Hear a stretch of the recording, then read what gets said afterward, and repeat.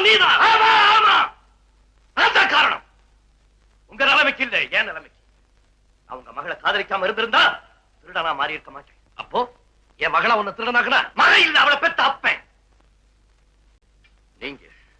நீங்க தான் என்ன திருடனா மாத்துறீங்க. நான் உங்க மானத்தை பாதிக்க வரல, பாதுகாக்க வந்தேன். வீட்டையும் குடும்பத்தையும் விட்டுட்டு என் கூட உங்க பொண்ணு ஓடி வரேன்னு சொன்னப்ப உனக்கு ஆசை பெருசு இல்ல, பாசம் தான் பெருசுன்னு சொல்லி ஒரு தகப்பனுடைய பெருமையை நான் காப்பாத்தினேன்.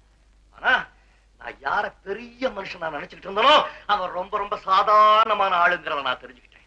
பெத்த மகளுக்கு மட்டும் இல்ல, இந்த தேசத்துக்கே துரோகிங்கிறத நான் புரிஞ்சுக்கிட்டேன். பொய், அத்தனை பொய். எது பொய்? நீங்க கலப்பட வியாபாரம் செய்றீங்களா, அது பொய்யா ராஜா? இல்ல கள்ளக்கடத்தல் நடத்துறீங்களா, அது பொய்யா ராஜா? நான் உங்களுக்கு என்ன துரோகம் செய்தேன்? உங்க பொண்ணுதான் என்ன காதலிச்சா, அது என்னுடைய தவறா?